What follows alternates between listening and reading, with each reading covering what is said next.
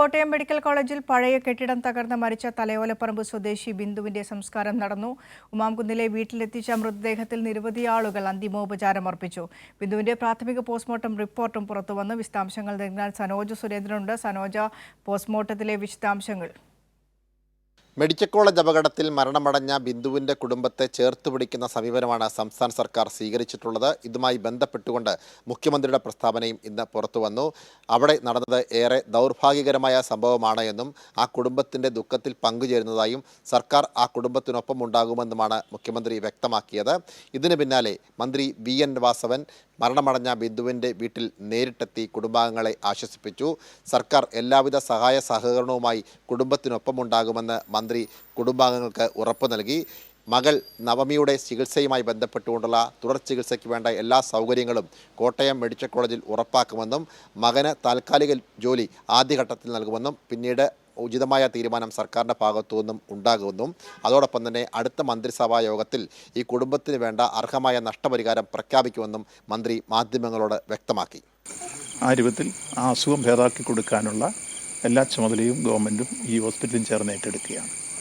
അതായിരുന്നു അവരുടെ ആദ്യത്തെ ഡിമാൻഡ്. രണ്ടാമത് നമ്മളിപ്പോൾ ഫ്യൂണറലായിട്ടുള്ള അടിയന്തര സഹായം കൊടുത്തു. മൂന്നാമത്തെ കാര്യം, മകനെ സംബന്ധിച്ചോളം ഒരു താൽക്കാലിക ജോലിയെങ്കിലും അടിയന്തരമായി വേണം.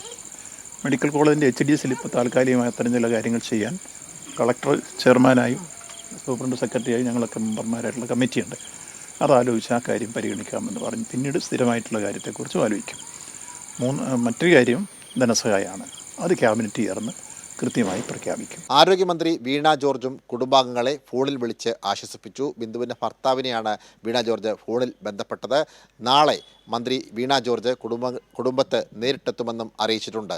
ഒപ്പം തന്നെ ഇതുമായി ബന്ധപ്പെട്ടുകൊണ്ട് മറ്റൊരു പ്രധാനപ്പെട്ട സംഭവവികാസം എന്ന് പറയുന്നത് കളക്ടറുടെ അന്വേഷണം ആരംഭിച്ചിട്ടുണ്ട്. ഇതുമായി ബന്ധപ്പെട്ടുകൊണ്ടുള്ള തെളിവെടുപ്പുകൾ ഇന്ന് പൂർത്തിയായി. ഉടൻ തന്നെ അടിയന്തര റിപ്പോർട്ട് സമർപ്പിക്കും. ഒപ്പം തന്നെ അന്തിമ റിപ്പോർട്ട് 7 ദിവസത്തിനുള്ളിൽ സമർപ്പിക്കുമെന്നും കളക്ടർ വ്യക്തമാക്കിയിരുന്നു. ഇന്നത്തെ ഈ ഫ്യൂണറലിൻ്റെ ചിലവ് മെഡിക്കൽ കോളേജിൻ്റെ ഡെവലപ്മെൻറ്റ് ഫണ്ടിൽ നിന്ന് കൊടുക്കാനായിട്ട് തീരുമാനിച്ചിട്ടുണ്ട്. അത് വൈകുന്നേരം ബഹുമാനപ്പെട്ട മിനിസ്റ്റർ വന്ന് കൊടുക്കും. ഫർദർ ധനസഹായത്തിന് ഉള്ള റിപ്പോർട്ട് ഇന്ന് കൊടുക്കാൻ പറഞ്ഞിട്ടുണ്ട്.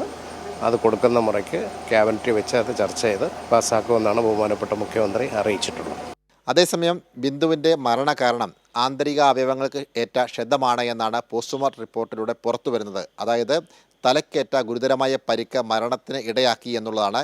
കോൺക്രീറ്റ് പാളികളിൽ ഇടിച്ചതിനെ തുടർന്ന് രക്തസ്രാവമുണ്ടായി. അതാണ് മരണത്തിന് കാരണമായത്. അല്ലാതെ ഈ പ്രതിപക്ഷാംഗങ്ങൾ പറയുന്നത് പോലെ ശ്വാസം മുട്ടി മരണപ്പെടുന്ന ഒരു സാഹചര്യമല്ല. സംഭവം നടന്ന ഉടൻ തന്നെ മരണം സംഭവിച്ചിരുന്നുവെന്നാണ് പോസ്റ്റ്മോർട്ടം റിപ്പോർട്ടിലൂടെ പുറത്തു വരുന്നത്. ഒപ്പം തന്നെ വാരിയെല്ലുകൾക്ക് ഒടിവ് സംഭവിച്ചിരുന്നുവെന്നും പോസ്റ്റ്മോർട്ടം റിപ്പോർട്ടിൽ വ്യക്തമാകുന്നുണ്ട്.